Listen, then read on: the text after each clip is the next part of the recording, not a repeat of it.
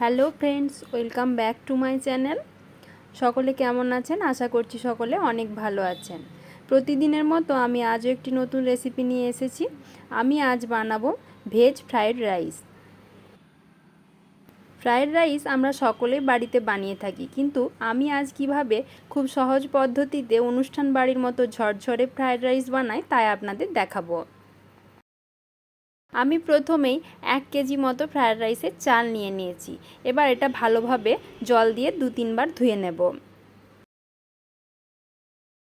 চালটা ভালোভাবে ধোয়া হয়ে গেলে আমি পরিষ্কার জলে আধ ঘন্টার মতো ভিজিয়ে রাখব।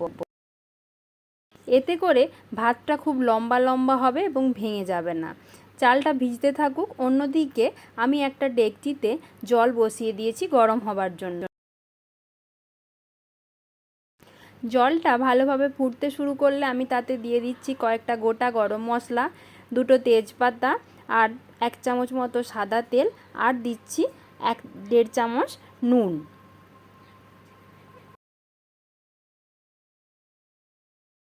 এদিকে আমার প্রায় আধ ঘন্টা হয়ে গেছে আর জলও ফুটতে শুরু করেছে। এই ফুটন্ত জলের ওপর এবার আমি চালগুলো দিয়ে দেব সেদ্ধ হবার জন্য।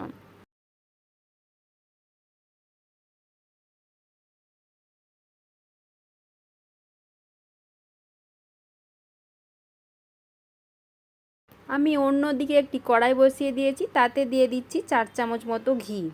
আপনারা চাইলে এর সাথে সাদা তেলও ব্যবহার করতে পারেন।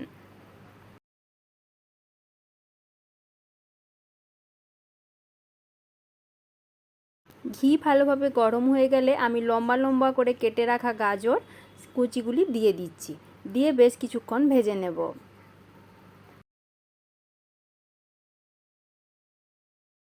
অন্যদিকে আমার ভাতটাও কিন্তু ঠিকঠাক সেদ্ধ হয়ে গেছে। এর বেশি সেদ্ধ করলে কিন্তু ভাতটা অনেক বেশি নরম হয়ে যাবে। ফ্রায়েড রাইসের ক্ষেত্রে 90% মতো চালটা সেদ্ধ করলেই হবে। ভাতটা যদি আমরা পুরোপুরি সেদ্ধ করে নিই তাহলে ফ্রায়েড রাইসটা তৈরি হওয়ার পর কিন্তু ঘেঁটে যাবে, সেক্ষেত্রে কিন্তু একদমই খেতে ভালো লাগবে না। গাজরগুলো ভাজা হয়ে গেছে। এবার আমি তার সাথে একটা ক্যাপসিকামকেও কুচিয়ে রেখেছিলাম, সেটা দিয়ে দিচ্ছি, আর তার সাথে দিচ্ছি পরিমাণ মতো লবণ, আর দিয়ে দিচ্ছি 2 চামচ মতো চিনি, যাতে সবজিগুলোর সাথে ভালোভাবে চিনিটা মিশে যায়। আপনারা চাইলে এখানে কিন্তু গুঁড়ো চিনিও ব্যবহার করতে পারেন। ভাতটা কিন্তু আমি ভালোভাবে ফ্যান ঝরিয়ে এভাবে একটা ডেকচিতে ঢেলে নিয়েছি, যাতে ভাতগুলো খুব ঝরঝরা থাকে, এবং তার সাথে আমি মিশিয়ে দিচ্ছি পরিমাণ মতো চিনি। এদিকে আমার সবজিগুলিও ভাজা হয়ে গেছে, আমি তুলে নিয়েছি। ভেজ ফ্রায়েড রাইসের ক্ষেত্রে কিন্তু গাজর ক্যাপসিকাম ছাড়াও বিনস মটরশুঁটি কিন্তু দেওয়া হয়ে থাকে। আজ আমার কাছে ছিল না বলে আমি দিতে পারিনি।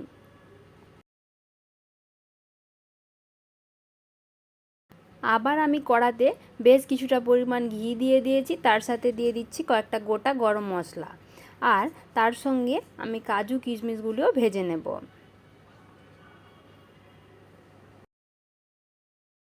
আমি এই কাজু কিশমিশগুলোর সাথে কয়েকটা চেরা কাঁচা লঙ্কাও দিয়ে দিচ্ছি।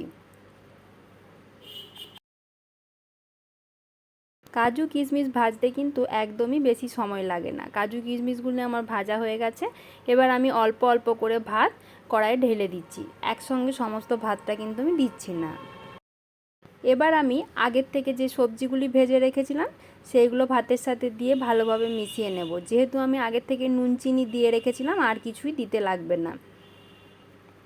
তো দেখলেন তো বন্ধুরা, কত সহজে অনুষ্ঠান বাড়ির মতো ঝরঝরে ফ্রায়েড রাইস তৈরি হয়ে গেল। আপনারাও কিন্তু এভাবে একবার বাড়িতে বানিয়ে দেখবেন। যদি ভালো লাগে তাহলে একটা লাইক করবেন, সকলের মাঝে বেশি করে শেয়ার করবেন, আর কেমন হলো তা কিন্তু কমেন্টের মাধ্যমে জানাতে একদমই ভুলবেন না। আর প্রতিদিন এরকম নতুন নতুন রেসিপির আপডেট পেতে আমার চ্যানেলটি এক্ষুনি সাবস্ক্রাইব করবার অনুরোধ রইল, এবং পাশে থাকা বেল বাটনটি অবশ্যই প্রেস করবেন, যাতে চ্যানেলে নতুন কোনো রেসিপি দিলে তার নোটিফিকেশন সবার আগে আপনার কাছে পৌঁছে যায়। আর আমার এই রেসিপিটি যদি ফেসবুক পেজ থেকে দেখে থাকেন তাহলে পেজটিকে ফলো করে আমার পাশে থাকবেন। যাদের ফ্রায়েড রাইস বানাতে গেলে চালটা ভেঙে যায়, ঝরঝরে হয় না, তারা এভাবে একবার বাড়িতে বানিয়ে দেখবেন। আশা করছি আপনাদেরও আমার মতোই সুন্দর ঝরঝরে ফ্রায়েড রাইস তৈরি হবে। আজকের মতো এই পর্যন্তই। আবার দেখা হবে নতুন কোনো রেসিপি নিয়ে।